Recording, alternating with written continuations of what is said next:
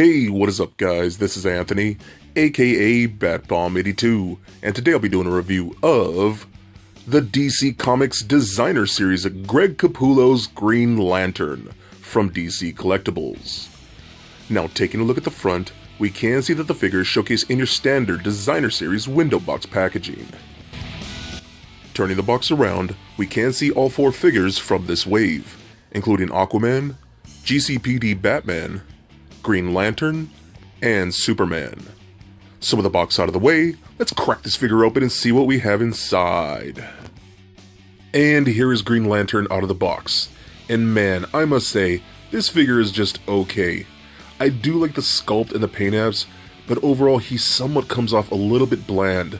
However, I still do like this version of Green Lantern.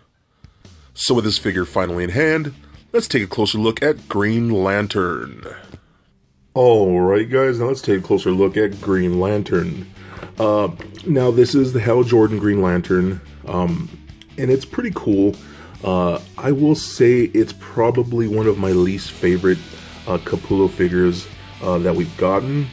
The only one being, I think, worse was honestly was Wonder Woman. She just lacked a lot of articulation, which was very, very disappointing.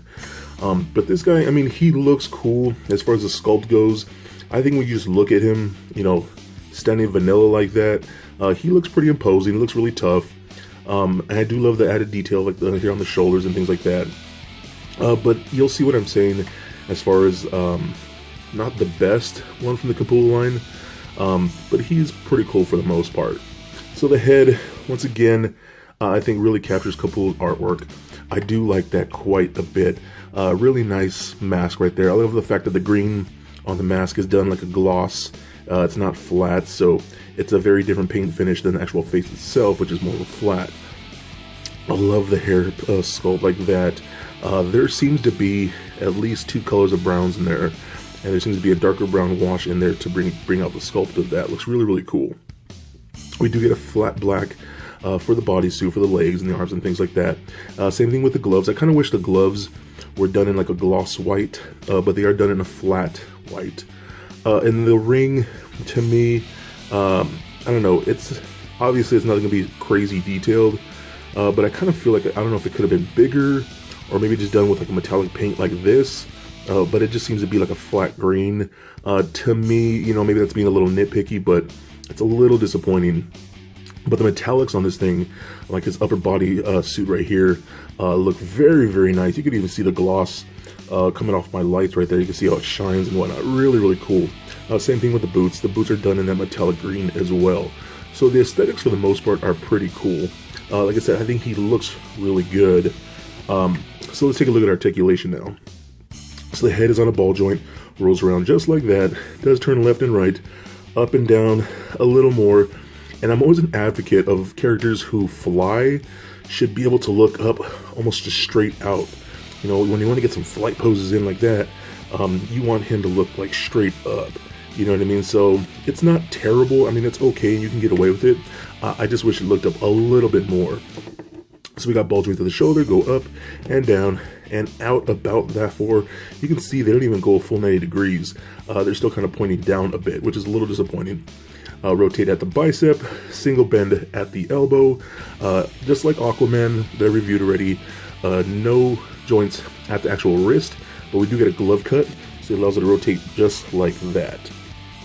We get an ab crunch, it crunches forward, very, very nice, and back about that far. We get a waist cut, allows it to rotate left and right.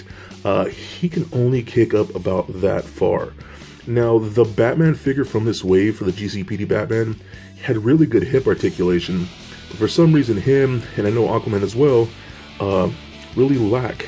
It's really, really weird.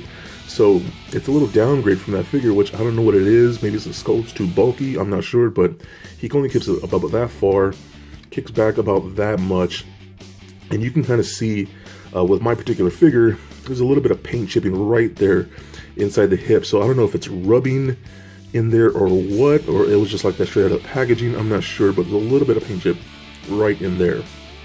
So you can do the splits again, just like that, and you get that really awkward bulge right here for his crotch area, his little taint right there. So a little odd, but it's not too bad.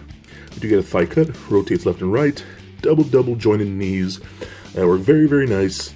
Ankle joints allows you to rotate left and right, point the toe up and down, and then no ankle rocker in there. So again, overall, he's not a terrible figure by any means. I think he's actually really, really cool looking. One thing I will say that he stands very awkward. Like, he has a very wide stance, if you can tell right there.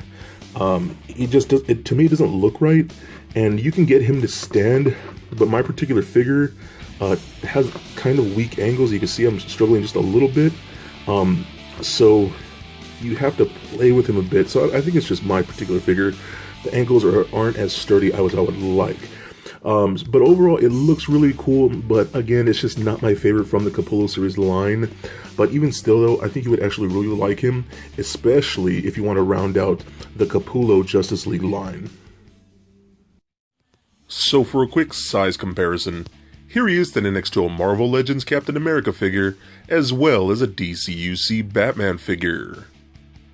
And for your Capullo comparison, here he is sitting next to the Designer Series Batman, Flash, Aquaman, and Wonder Woman figures, all from DC Collectibles.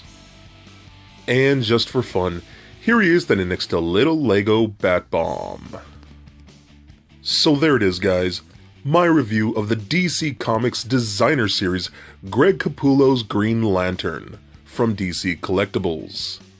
And overall, I do kinda like this figure.